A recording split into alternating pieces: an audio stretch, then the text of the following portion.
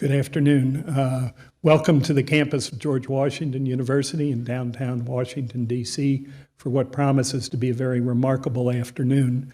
My name's John Logston. I'm the director of the Space Policy Institute here at GW's Elliott School of International Affairs. We're a very happy co-host, along with Lockheed Martin and NASA, of this afternoon's lecture by Professor Stephen and Lucy Hawking, which promises to be something that will be special. Professor Hawking has prepared a brand new lecture. This is its first showing or talking this afternoon, and I think that's remarkable. My job is to quickly get out of the way by introducing, for a formal welcome, the 16th president of George Washington University, Dr. Stephen Knapp. Dr. Knapp.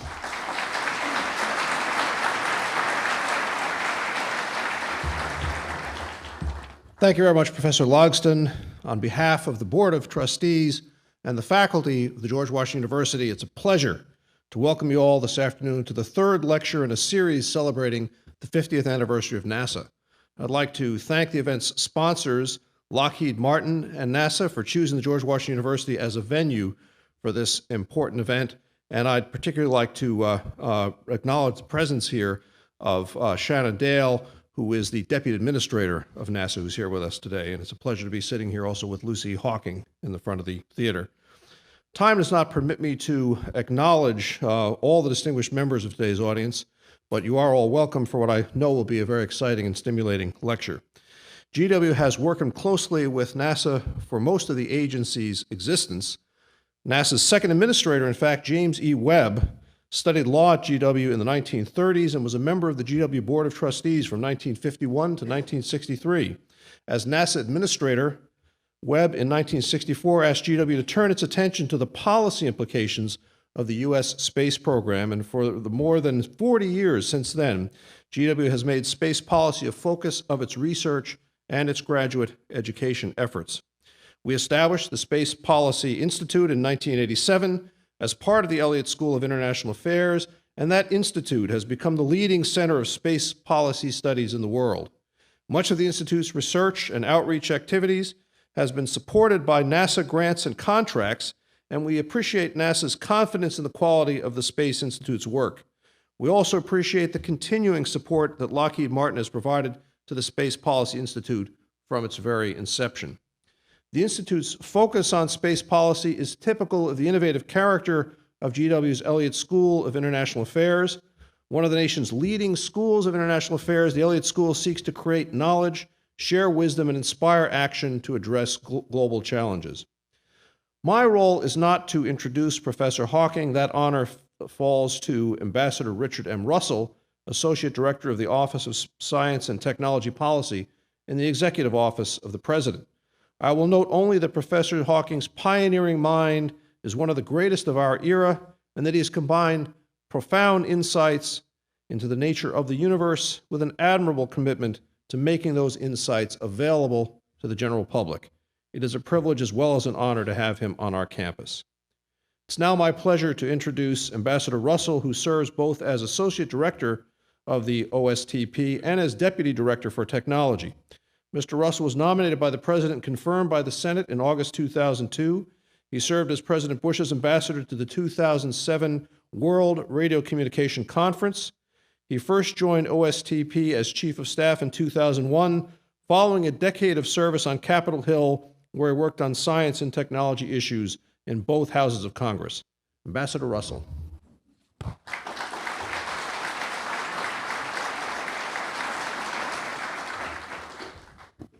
Thank you, Dr. Knapp. It is truly an honor and a pleasure to introduce the speakers for the third in the series of NASA lectures that celebrates NASA's 50th anniversary year.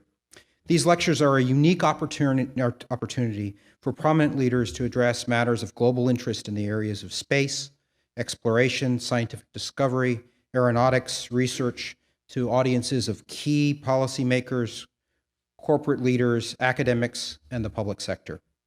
I would also like to acknowledge Shannon Dale, the Deputy Administrator of NASA, for establishing this series, and it really is going to be a treat this afternoon to listen to Professor Hawking and Lucy Hawking.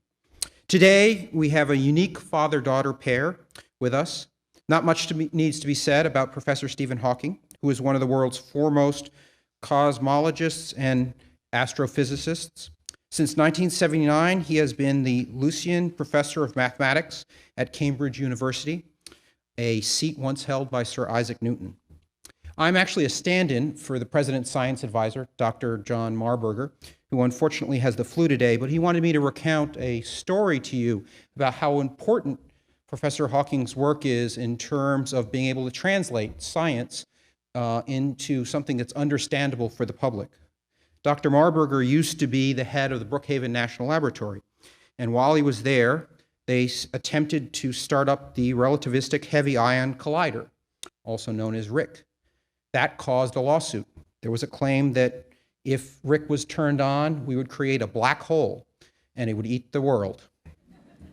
Now, that may sound funny, but unfortunately, the public actually believed that a black hole might be created, and Professor and at that point director of the National Laboratory, Marburger, turned to Professor Hawking and asked for advice and asked for him to give advice to the press. And it is because of his advice that we should not worry about being consumed by a black hole if the collider was turned on, that it allowed Brookhaven to move forward with the collider. So Dr. Marburger wanted to both express his sadness at not being here today, but also his pleasure and thanks for the wonderful work that Professor Hawkins has done, not only in terms of an understanding of physics, but also in terms of being able to relate to the general public directly and move science forward.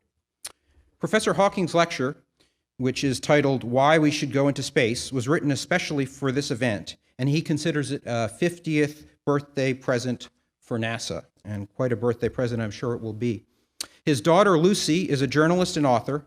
Lucy and her father have co-authored a book for children called George's Secret Key to the Universe, which was published in October, and there's a second book on the way. Professor Hawking will initially speak for a few minutes, followed by Lucy, and then Professor Hawking will complete his lecture. And with that, I would like to introduce and welcome Professor Hawking and Lucy. Thank you all so much.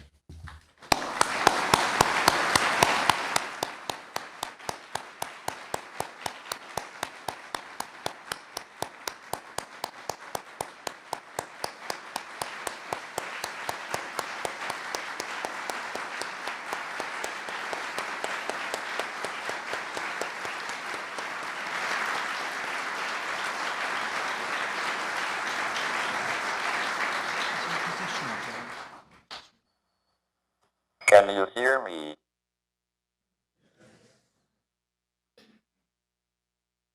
Why should we go into space? What is the justification for spending all that effort and money on getting a few lumps of moon rock? Aren't there better causes here on Earth? In a way, the situation is like that in Europe before 1492. People might well have argued that it was a waste of money to send Columbus on a wild goose chase.